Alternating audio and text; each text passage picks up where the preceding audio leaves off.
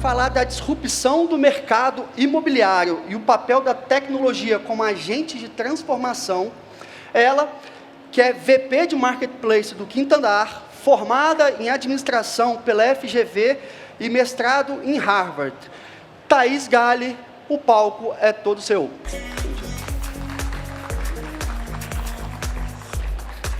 Valeu.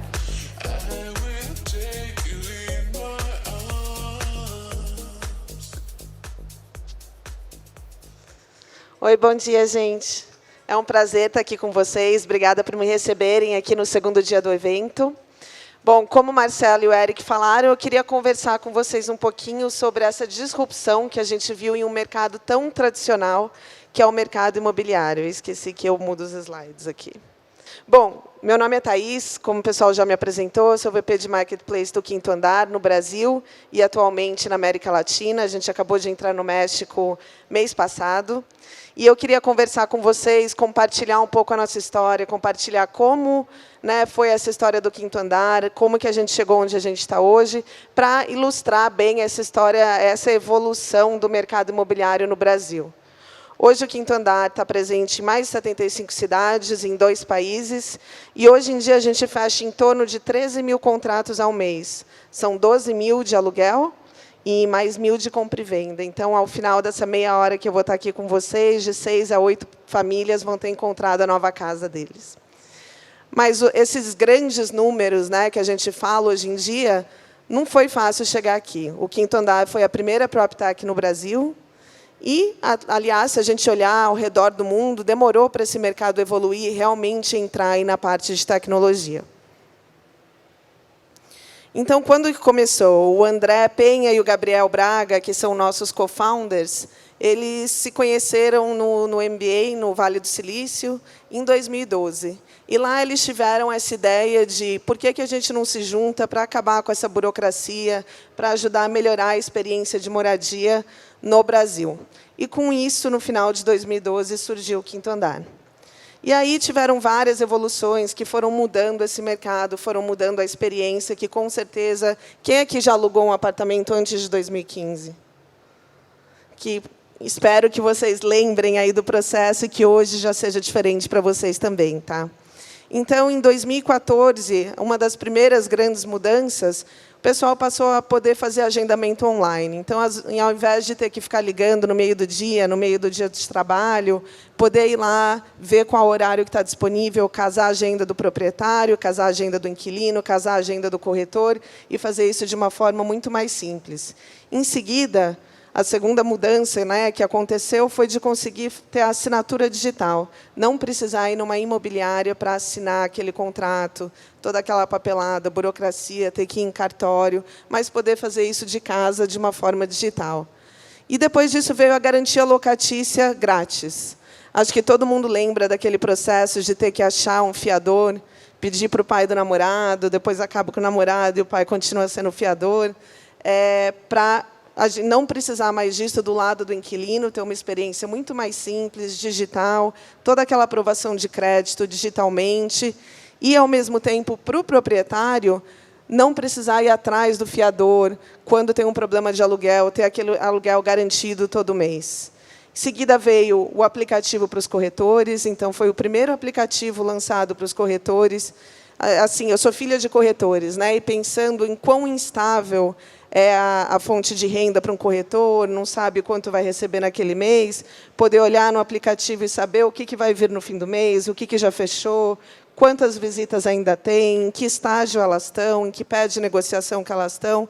Então, é realmente criar aquele aplicativo para melhorar a experiência do corretor e de quem está buscando os imóveis, ter aquela agenda também. E, se a gente olhar, aquilo foi em 2016. A gente ficou entre os top 10 aplicativos mais baixados da Apple Store, e só eram 62 funcionários. Está aqui, ó. Ai, realmente, eu não sei mexer com isso. Aqui, ó. E por aí foi, né, gente? Então, ao longo de 2018, mais coisas foram mudando.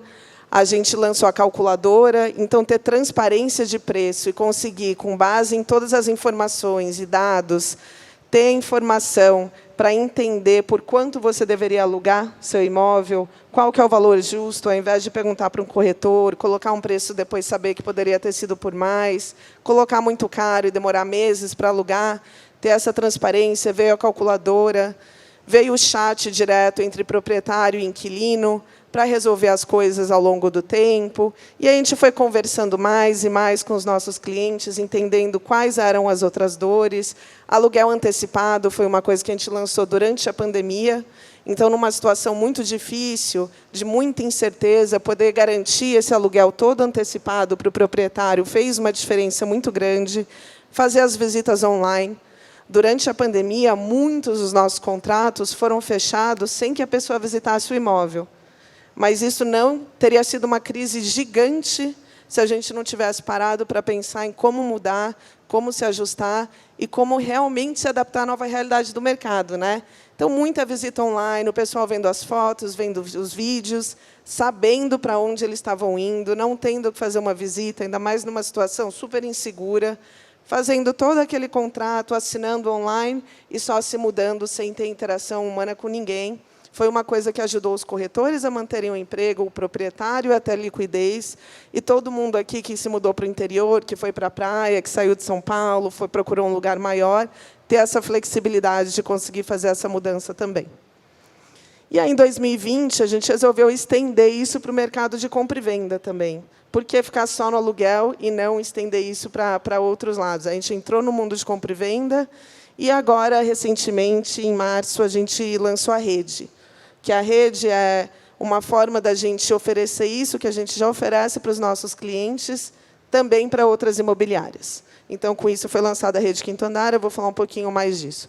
Mas, acho que, em resumo, quando eu penso, assim, eu já estou nesse mercado imobiliário há muito tempo, estava antes fora e agora aqui no Brasil, o que para mim, é o principal aprendizado, né? Eu acho que é pensar, é escutar muito a dor do cliente, entender quais são aquelas coisas, quais são aqueles pontos sofridos ao longo da jornada, e aí pensar em como resolver. Mas não só resolver de colocar um time gigante para atender, para falar, para fazer foto, para isso e aquilo. Como resolver de uma forma sustentável, como resolver isso de uma forma duradoura, que a tecnologia permite. Então, a tecnologia acaba permitindo que aquela mudança, aquela dor, seja resolvida de uma forma que é o que a gente chama escalável, né? Que não vai ser só para uma pessoa, não vai precisar de um para um, mas que possa crescer. E sustentável, que não é uma coisa que, a hora que aquelas pessoas pararem de fazer, aquele processo morre, aquilo continua também. Então, é o casamento de entender quais são as dores do cliente e como a gente faz isso de uma forma sustentável, que fez com que essa transformação realmente acontecesse ao redor do Brasil e agora chegando no México. Mas assim, aqui está um resumo do que eu estava falando, né? Então, essa transformação mudou muito como a gente pensa, como a gente aluga, como a gente compra um imóvel, como é a experiência de morar melhor.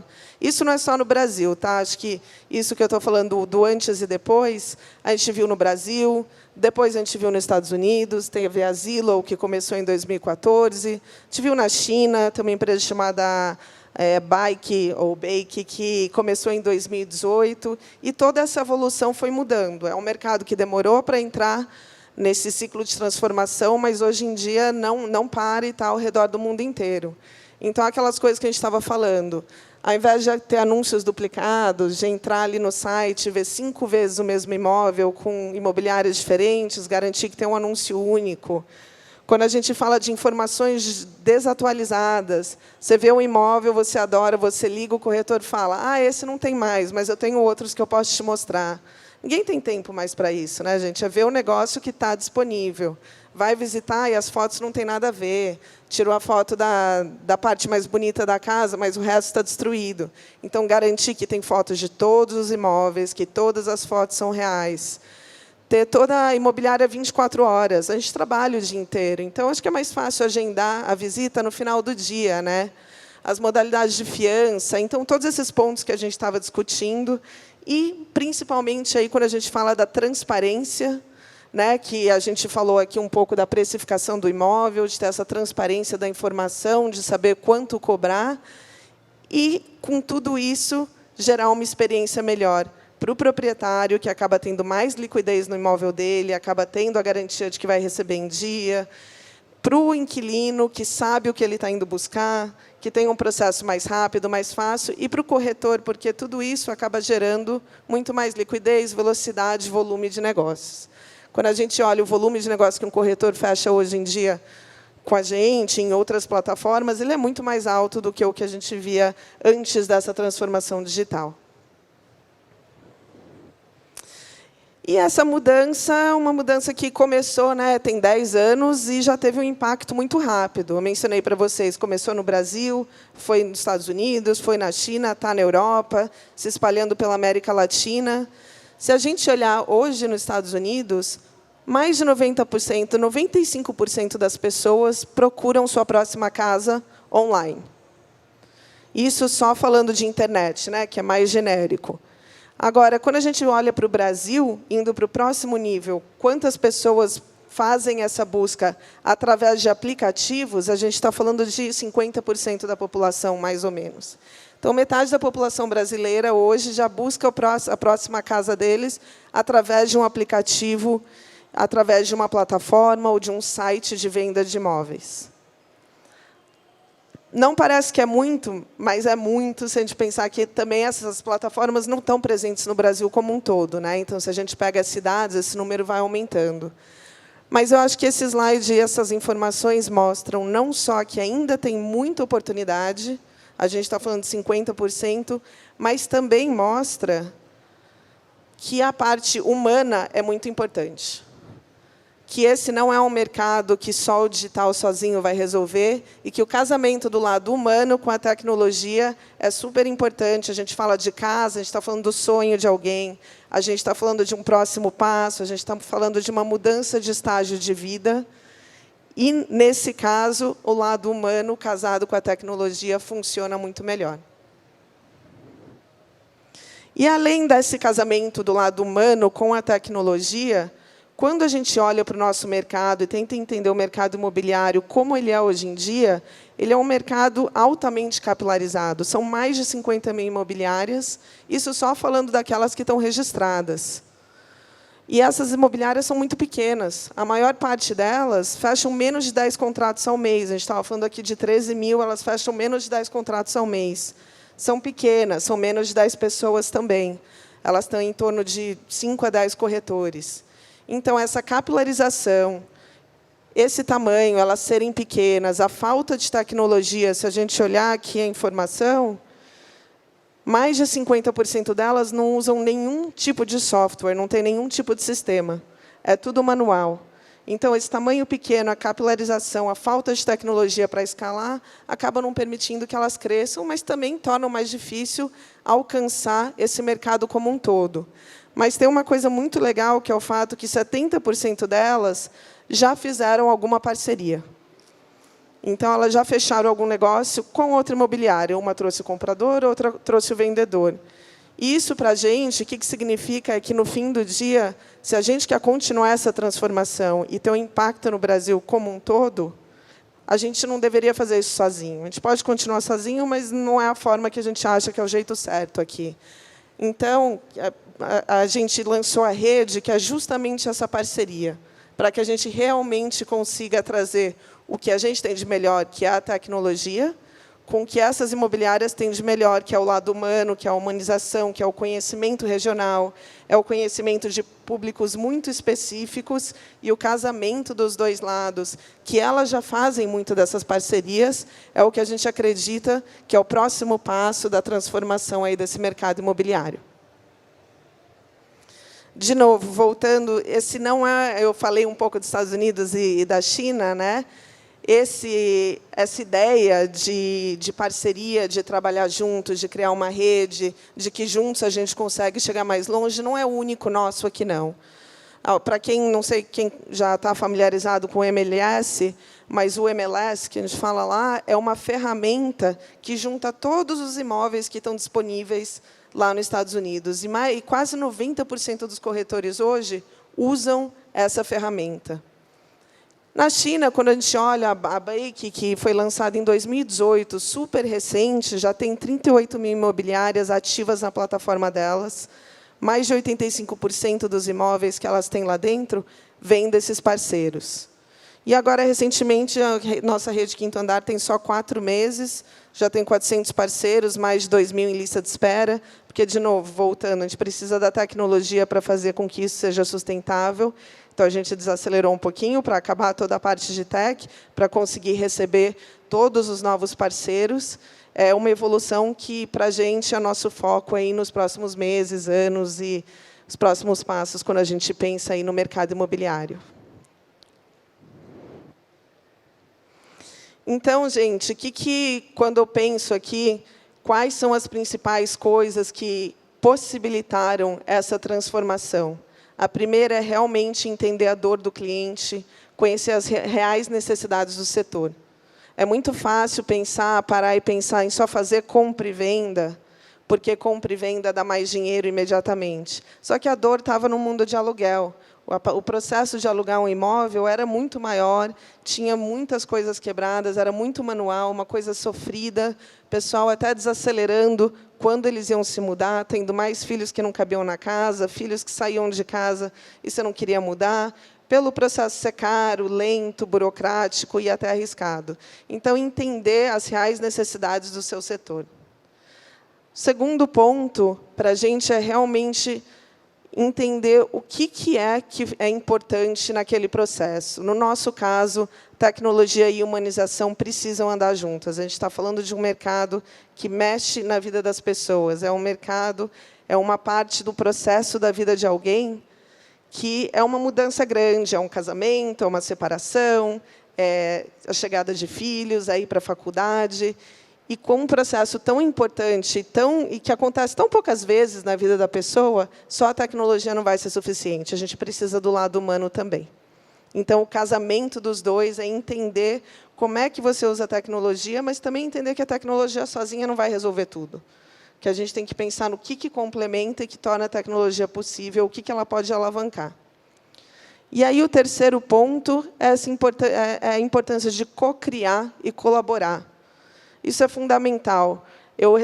Me perguntaram ontem, como é que é esse negócio de frenemies, né? Friends e enemies trabalhando juntos, porque muitas imobiliárias acabam vendo a outra como concorrente. Eu acho que é importante pensar o que você está tentando alcançar. Você está querendo transformar esse mercado, mudar como o mercado atua? O que você faz bem? No nosso caso, a gente faz bem a parte de tech, a parte de repensar o produto, a parte de pensar em novas formas de fazer isso. O que meus parceiros fazem muito bem? Eles têm um conhecimento local muito bom, que não tem como a gente ter o conhecimento do bairro X, na cidade Y, no norte do país. Então, como é que a gente junta os dois lados, traz benefício para os dois lados, cria uma relação de ganha-ganha e realmente muda esse mercado? Não vai, claro que também não vai ser só benefício para todos os lados, mas assim, como é que a gente potencializa essa transformação que já está acontecendo, que a gente não tem mais como parar?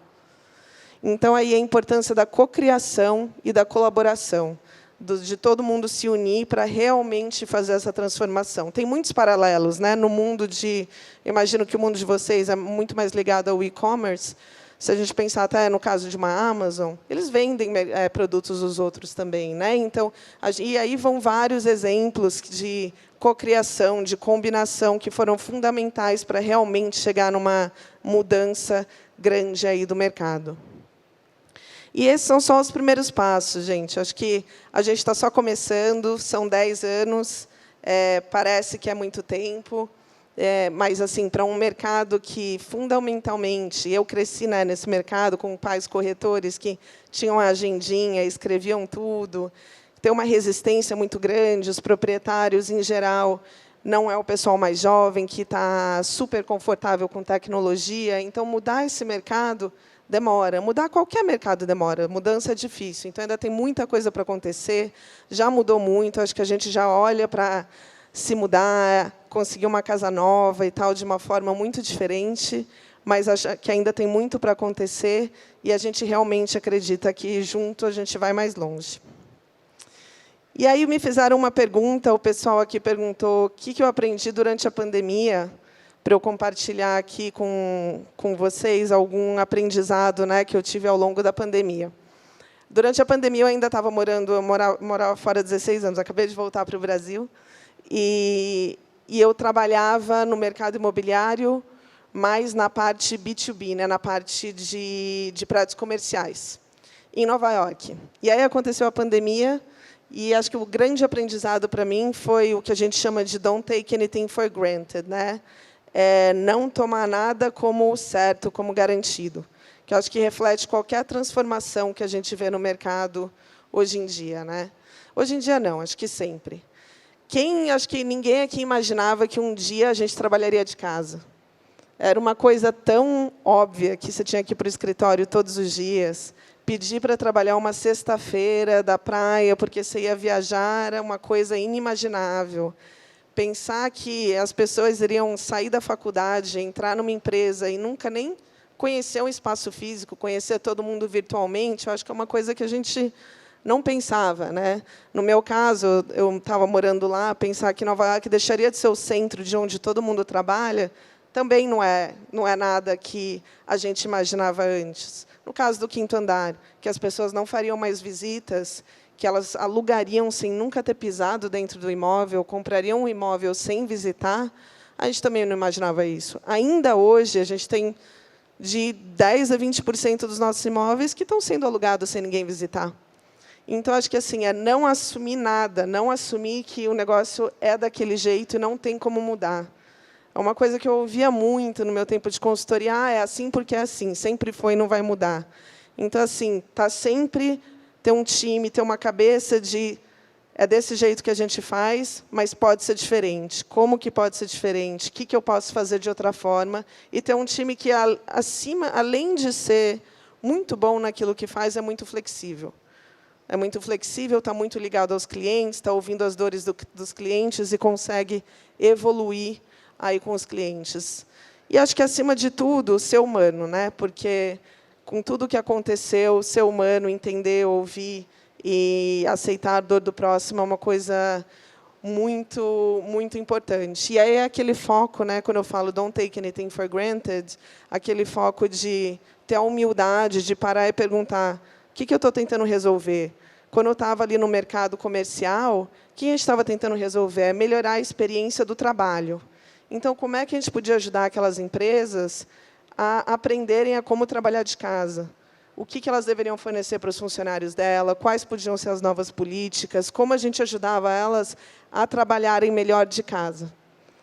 Tá? E, ao mesmo tempo, aqui, como a gente estava falando, como é que a gente melhora a experiência de moradia, mesmo sem poder fazer essa visita. Então, a gente adicionou filtros de tem jardim, tem área externa, pó de cachorro, todas aquelas coisas que mudaram ao longo da pandemia. Bom, acho que é isso. Marcelo, Eric, obrigada, gente. Um prazer.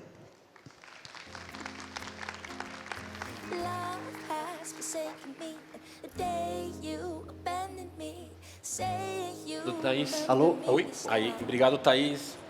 Isso sim que é transformar um mercado, né, Marcelo? O Eric, eu sou muito fã, né, desses modelos que digitalizam alguns mercados não óbvios, né? Então, esse case da Quinto Andar é um case super interessante. Thaís, parabéns pela palestra. A gente tem mais aqui alguns minutos para umas perguntas. Uma coisa que eu acho muito legal do Quinto Andar, ao contrário de outras startups que vieram colocando o pé na porta e mudando regra, o Quinto Andar nasceu e empoderou muito o corretor, né? O corretor ama o Quinto Andar. E, recentemente, vocês fizeram um modelo diferente que essa rede do Quinto Andar, que não só os corretores, mas também as empresas que são seus concorrentes, né?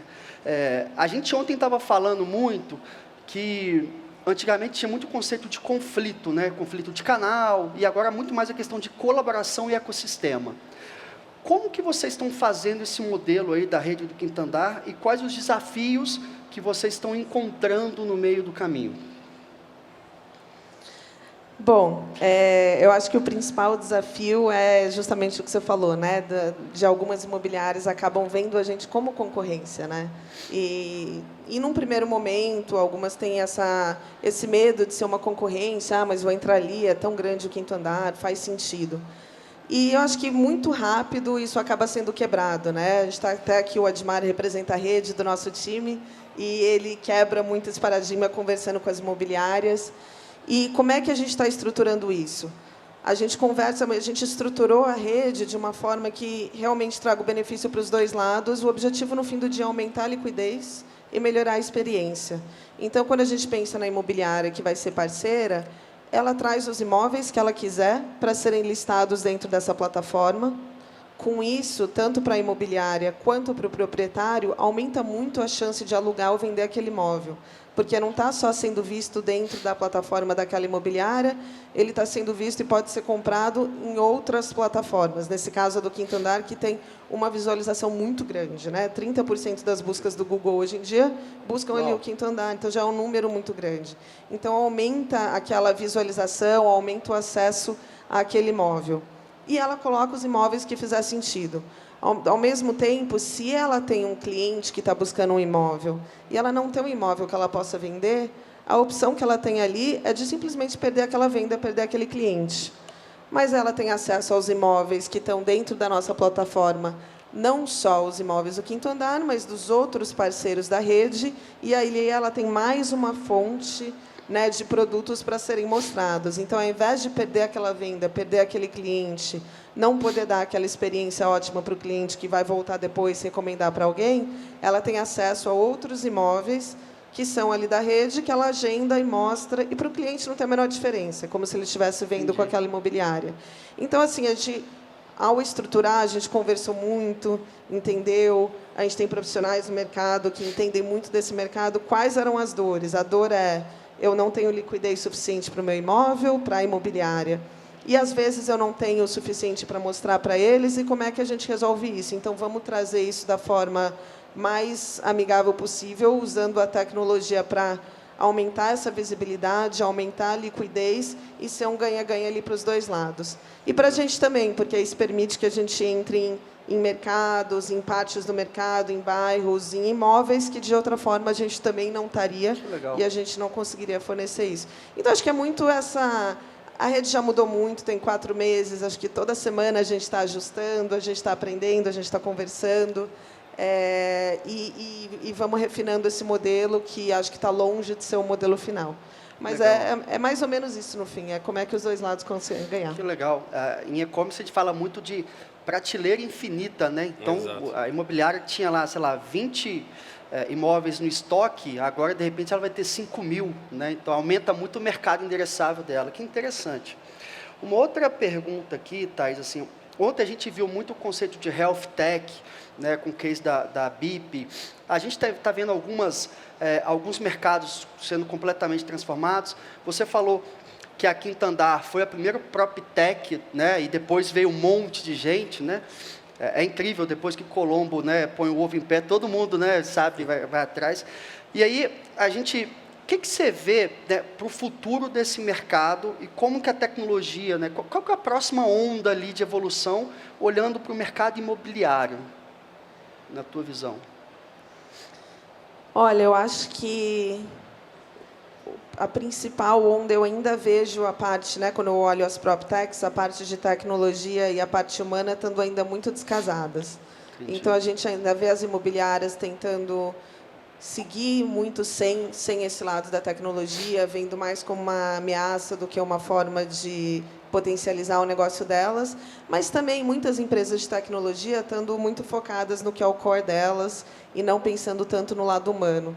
Então, acho que a evolução, os próximos passos, vai ser muito o casamento disso. Se a gente pensa no processo como um todo, já mudou, mas ainda tem muita coisa para acontecer.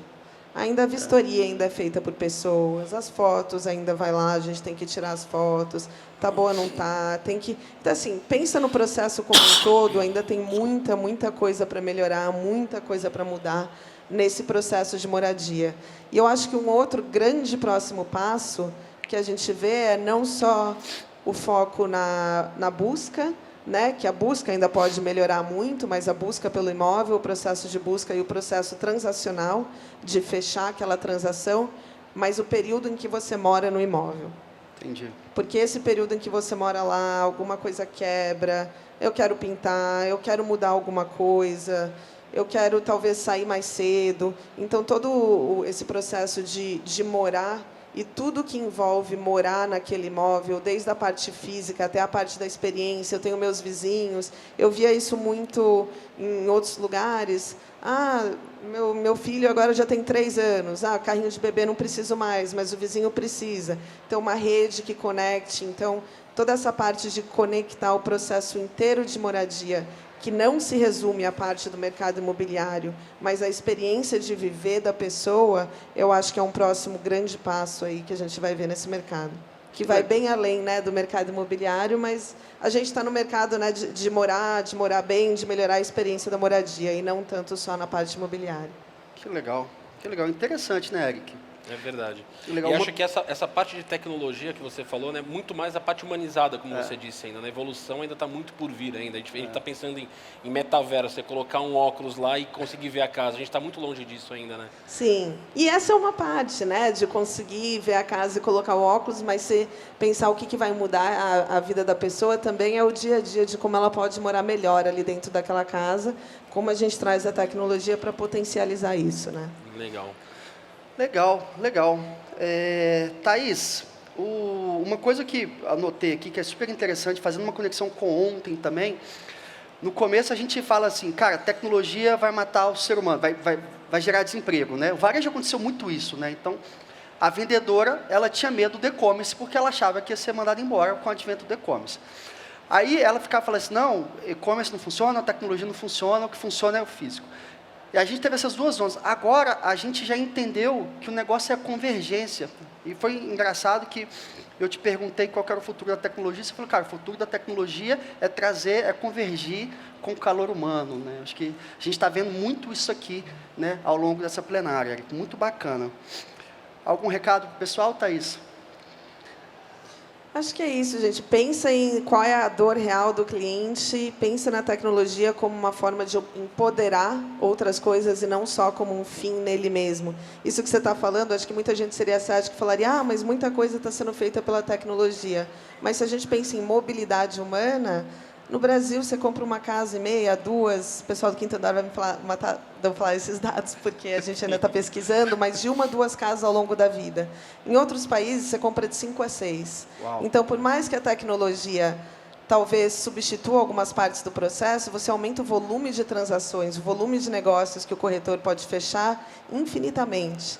E, no fim do dia, é isso, né? Vamos pensar no aonde a gente quer chegar e como a tecnologia ajuda, mas sempre lembrar de quem a gente está querendo atender, o que importa para ele. Beleza. Thaís, muito obrigado. Uma salva de palmas, pessoal, para a Thaís. Obrigada, gente.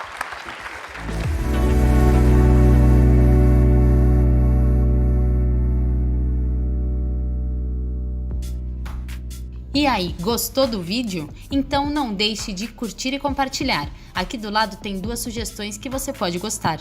Até a próxima!